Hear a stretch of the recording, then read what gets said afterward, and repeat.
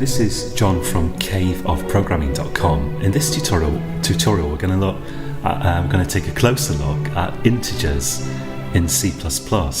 And although this topic is not the most interesting, and we're going to get on to more interesting stuff soon, it's important to know. So you don't have to memorize everything that I show you here, but it's good if you at least see it and just play with it a little bit, because it will stand you in good stead for the future. So I kind of want to run this past you. We've already seen that you can type stuff like int value equals 777 or whatever, and you can do cout value and endler, and if we run this program, then it's going to output 777. Now there are limits to how big an integer you can fit into this value, and that's because we're only allocating a certain amount of the computer's memory here. So the question is, like, how big an integer can you actually put in there, and what happens if you put one in that's too big? Let's put a really big number in here. Let's just make something up like this. That's not going to fit. So let's run this program, and we can see that the number we've got out is basically nonsense. It bears no relation to the number that we tried to put in, because we're trying to put too big a number into too little memory. And we've also got a warning in Eclipse here, overflow and implicit constant conversion. So I guess this is a constant, and we're trying to convert it to an int, and it's just not going to go. So I'll change it back to something sensible. So how do you know, like, what value is too big to put in an int? Well, we can explore this a bit further in two ways. One thing we can do is here below the include iostream statement, type hash and include limits. And if this doesn't work for your compiler, you might have to do something slightly different, like it might be limits.h or something like that. And if that is the case, well, I'm sorry, but you might have to Google limits for your particular compiler, but I think this will work on hopefully most. So type include limits, and that's got to go below this iostream include and before this using namespace standard. And you can then do stuff like this, cout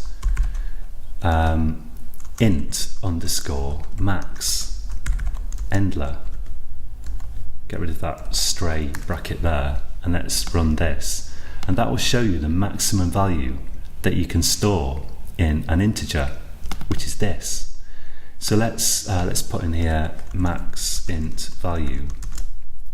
And there's also like I need another kind of chevron thing here, insertion operator. There's also a minimum value that you can store in an int.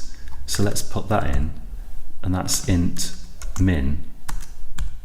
So if we run this, we can see the minimum and maximum values that we can store in an int.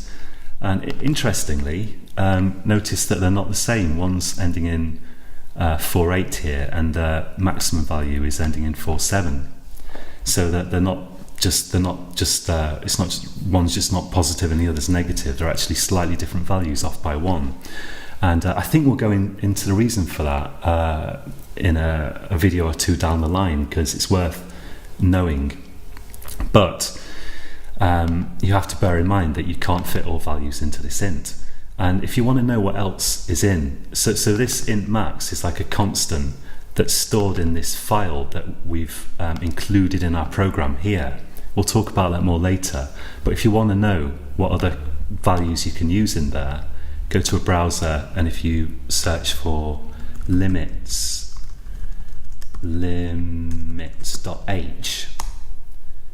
then you can easily find a reference to this that will show you. So we're using like int min and int max, but there are others here that you can also use. So what if you want a bigger integer? Well, you can change int by typing long. You can say long int. Let's call this L value equals, and some huge value that would not fit in an integer, and let's do cout and L value and endler, and let's see if that works. So if we run this now, so we build it and run it, and yes, these values match. If we chose an int here, I don't think they would match. Let's try it, because we'd be overflowing the amount that you can store in an int. So this is not the same as this, but if you use long, then it works. Now there's also a short int, let's call it s value, and you can fit quite small values in this. I'm not sure exactly what. Well, if we look at this file here, limits.h, we've got short max here. So this is the maximum value that you can fit in a short int. So let's go back to Eclipse, and we should be able to fit that in there. And let's just do a cout on that. I'm going to copy this one and put s value, and we'll compile it. Project build to get rid of that warning. Let's just run it. Could have just hit the run button actually. So yeah, that works. So most of the time you can just use like ints and you don't really have to worry. But if you've got a really big number, you have to worry. And sometimes you want to save memory if you've got like a whole load of ints, and then you want to use a short value, or there might be some other reason why you want to use it. Another thing you can do here is you can use the Sizeof operator to find out how much memory these types actually use. So we could say here size cout and size of int, let's say, and then I'm going to type size of, and this is technically an operator, like this is an operator. I guess equals is an operator. Never really thought about it, to be honest. Plus is certainly an operator. This is also an operator, although it's got multiple characters in it. It's not just one symbol.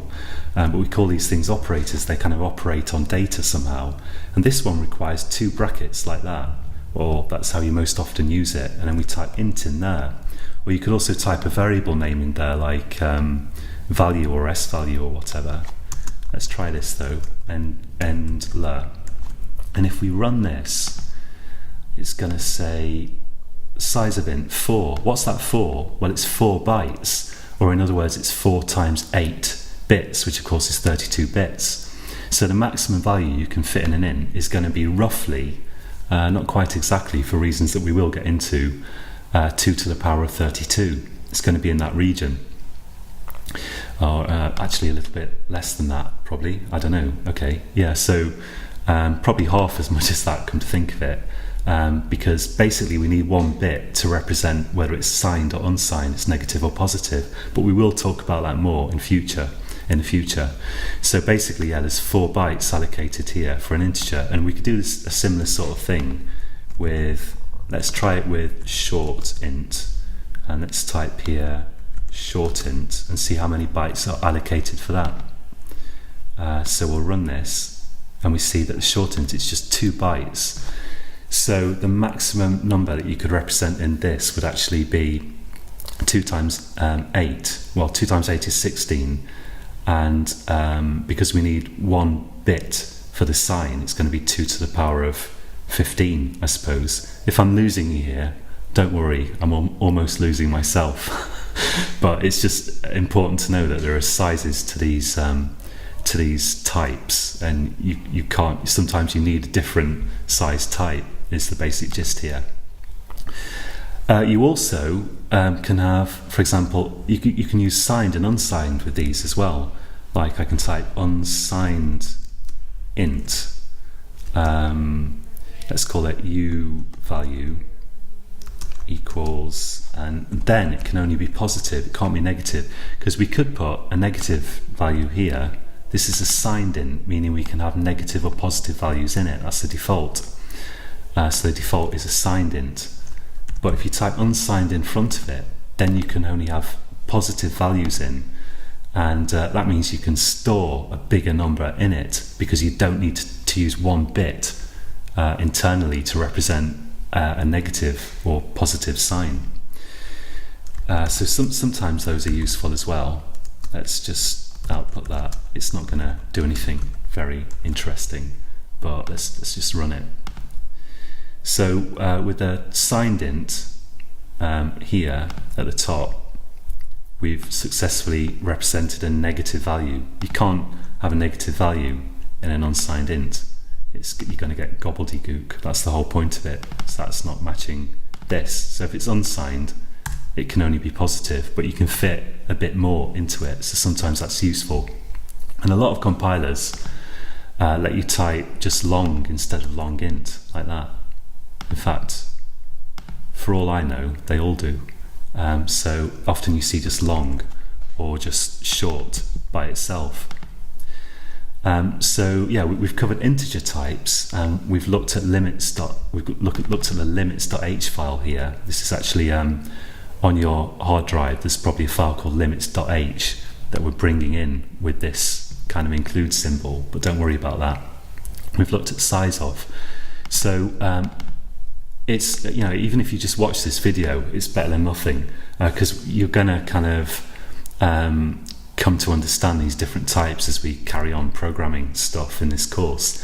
But if you can be bothered, it's definitely really good if you just practice declaring long and short ints, signed and unsigned ints. Try putting values into them. See what happens if you put a value in that's too big for the type. Try using Sizeof to get information about the type, and maybe Google limits.h and just have a look at what's in there. And that's good for the moment. So this will feel probably like a lot of information, but the take-home message here is really just that we've got long ints, ordinary ints, short ints, and they can also be signed and unsigned. So you often need to pick the appropriate type for your particular program, but most often you just use int. So practice that if you can be bothered. And in the next tutorial, we're going to look at some more types, or actually I might get into the details of exactly why the negative value of an int, maximum negative value, is not the same but negative as the maximum positive value, if you see what I mean. And and as always, I'd say if it kind of goes over your head, don't worry, because we're going to get on to more practical stuff very shortly, so do keep watching. So that's it for this video, and until next time.